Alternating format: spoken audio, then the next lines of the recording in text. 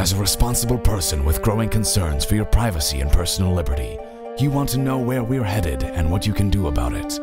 We ask the experts what you need to do to take prudent and responsible action to safeguard your family's wealth and well-being, and what basic first steps will help you to be aware and prepared. ReluctantPreppers.com. Yeah, but it's talking about military might. I mean, people will say, well, my savings in dollars is backed up by the full faith and credit of the United States, which is in turn backed up by the strongest military in the world. So the dollar's health is assured for the foreseeable future, right? Well, I mean, having a strong military does not provide backing for a currency. Look at the Weimar Republic.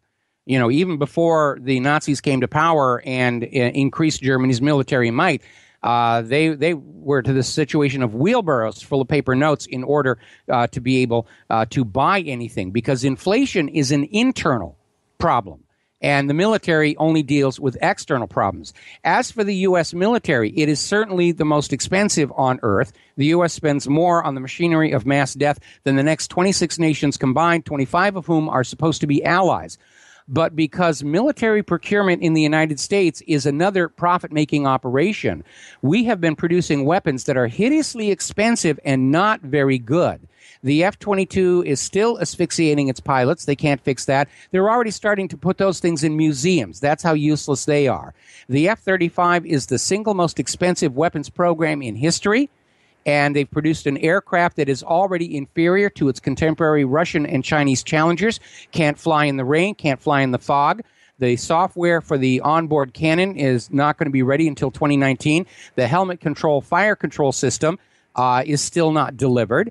The earlier naval versions couldn't land on a carrier. They finally managed to fix that. But it is a hugely expensive, bloated, junk-ridden piece of junk. And in air-to-air combat with its Russian and Chinese equals, it is going to lose. We've got the Independence-class littoral combat ships that are underarmed, under-armored. Their electronics are wide open to jamming, and they're so poorly designed that the lead ship has already had to be dry docked and have major sections of its hull replaced for corrosion. We just had a real comeuppance in the Black Sea when the USS Donald Cook, one of our Aegis destroyers, was sailing around there, and a single Russian aircraft with no weapons but a Russian electronic warfare pod flew toward the ship. The Donald Cook said, oh, good, we can play games here. They fired up their Aegis system, and it went completely dead. Now, the Aegis is supposed to be able to track and engage up to 100 targets simultaneously, and they couldn't even deal with a single Russian aircraft. This Russian aircraft flew 12 simulated attack patterns against the Donald Cook, and every time it came in, the Donald Cook's warfare systems shut down. Now, all of America's naval ships right now are woefully overdependent on their active defensive systems.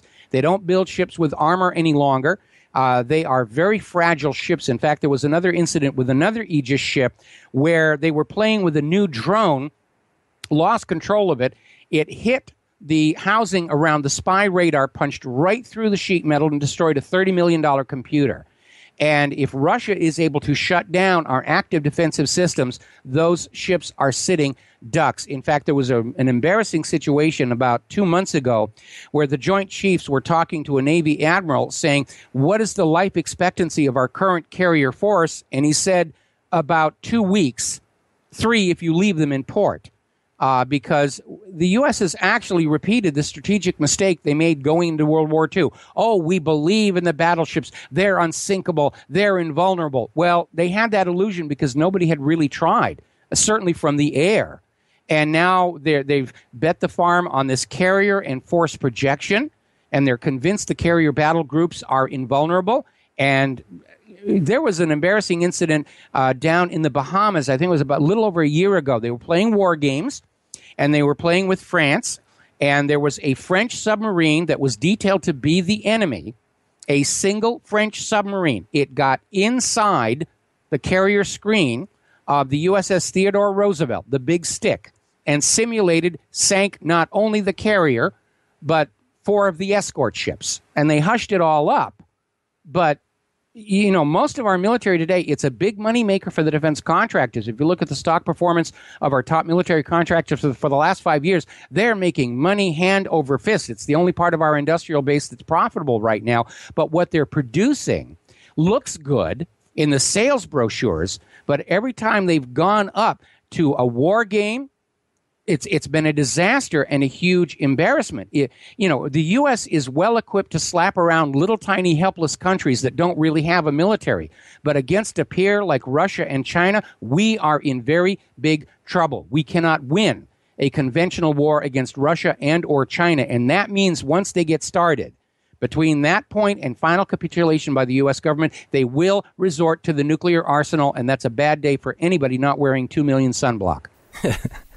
Well, okay, so maybe technology and technical warfare isn't going to be in our strong suit all the time, but now that Edward Snowden blew the whistle on the NSA's phone tracking and the FBI has stopped surveilling citizens by airplane and the Patriot Act has expired due to Sen Rand Paul's filibuster, America's back to being a free country, so we've gotten our privacy back. True or false? Well, the government would like you to think you had your privacy back so that you won't take steps to protect your business secrets, photos of your significant other in states of undress, or your Aunt Mary's top secret chocolate chip cookie recipe from a government with a prior track record of stealing business secrets from their own citizens to give to cronies. But the reality is that the USA Freedom Act simply rebranded the surveillance. The NSA isn't collecting the data. They're forcing the telecoms to do it.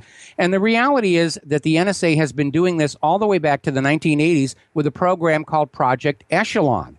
And absolutely, they are not going to give up their ability to spy on the American people because they want to steal your business secrets, and they're afraid of you. They're afraid you're out there thinking those double plus ungood thoughts. And so the reality is that the FBI, they're temporarily suspending the flights because they got caught at it. But the NSA is out there doing what they've always done, because the NSA and these intelligence agencies see themselves as above the law and above the Constitution because they serve the higher purpose of national security. Actually, according to Edward Snowden, the NSA is stealing the pictures of your naked lovers and trading them like free porn trading cards. Well, all right, so back on the home front, as far as people being concerned about some kind of a collapse or something, and how that might affect them, closer to home, like being able to feed their family, I don't need to worry about how I'm going to feed my family because there's plenty of food at the grocery store. True or false? Well, that is definitely false, and I don't know about where you live. Where we live, we're starting to see really big empty spaces on the supermarket shelves here. It comes down to something called the supply chain, which is always making sure there's stuff in the supermarket. But if that supply chain shuts down, everything that you see on the shelves of the supermarket will be gone in 24 hours. Now, if you are lucky enough to be living on a plot of land with some room to it, you should be already starting to have a vegetable garden to feed yourself. And for those who don't know farming, okay, you're not going to plant the seeds today and have something to eat tomorrow. You need to start now learning how to garden, because if you don't have a farming background, it can take you as much as 2 years to really learn how to grow food, deal with the pests and all the other issues that are out there. If you don't have the room, you do need to have storable food in your garage, in your attic, in your basement, whatever, food that does not require refrigeration, food that will last for 5 years or more. And the reason that you need to do that is because when there's an economic collapse, the supply chain will collapse. That grocery store will be empty in just the space of a couple of days. Same thing with having drinking water. You can last without food for a month. You can't last without water for more than 3 days. And so you've got to have water collection, water purification, filtration. Because, when it comes apart, again, go back and look at what was going on in the former Soviet Union. When Moscow's government collapsed, there was a great deal of hardship across the entire country. The electricity was out, communications was out, and it basically reverted to an agrarian society in terms of its technology.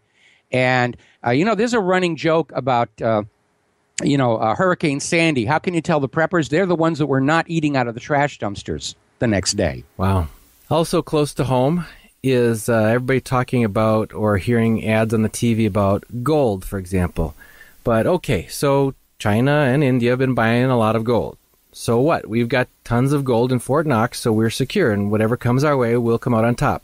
True or false? Well, that has to be a big question mark. There hasn't actually been an audit of the gold in Fort Knox since the 1950s. Every year they do what they call an audit, which is where they walk around, look at the doors, see that the seal on the door looks more or less like it did a year ago. In the 70s, they briefly opened a vault to let people look in at what they were told was gold, but they weren't allowed to touch it. They weren't allowed to test it.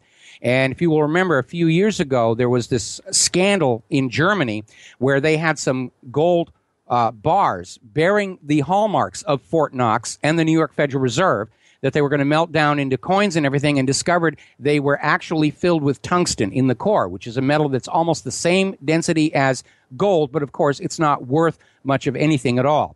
Now, last year I had the very great pleasure of being a guest on a History Channel show called America's Book of Secrets. I was on 5 of the segments, but the really important one was called The Gold Conspiracy, where we went in there talking about the fact that Fort Knox, the New York Federal Reserve, all of these other bullion centers may not actually have the gold they claim to do. And a lot of it centered on what happened when Germany wanted to repatriate their gold bullion from New York. And there was a big stall where the New York Federal Reserve said, oh, we can't get it back to you, for at least 7 years. Germany wanted their gold back from the Bank of France. France says, we can't get you your gold back for at least 5 years. And then the following week invaded Mali, which happens to be Africa's 3rd largest gold producer.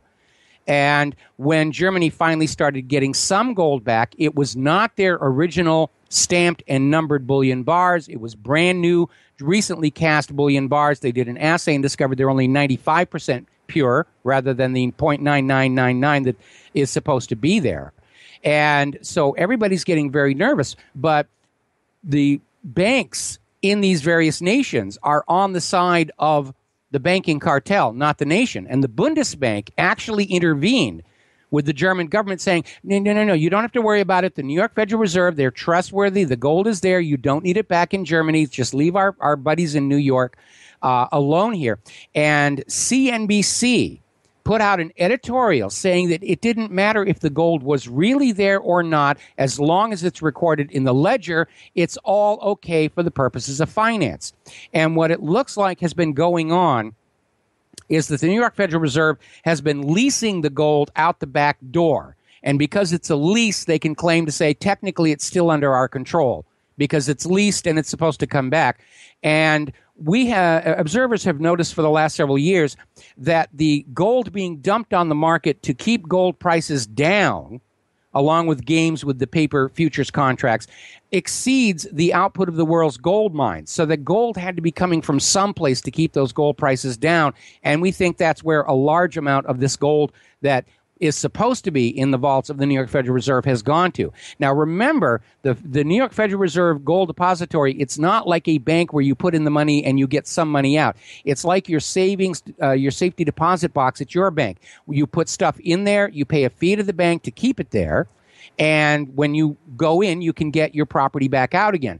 If you had put some of your gold coins and your aunt's heirloom bracelet in the safety deposit box, and then you go back to the bank and say, I want to empty out the box, and the bank says, I'm sorry, we can't let you do that today, but here, we'll let you peek inside from across the room, and there's something that sort of looks like gold coins and something that sort of looks like a bracelet, and you should be happy with that. Now you understand why countries like Germany and there's about 8 others now getting very, very nervous that the gold bullion they entrusted to the Federal Reserve may not actually be there. Well, Mike, I know that we've been with you for a little over a half hour now, and we've got a much longer list of questions, but this is the first time we've tried this particular format, and I'd really like to get some feedback from our viewers on how they like it and see if we can have you come back and try this game of softball again where you're hitting these all out of the park. But I thought I'd turn it around for the last question and let you drive. If you could pick your favorite unconventional current event wisdom that people aren't hearing about on the nightly news that they need to know about, what would you pick?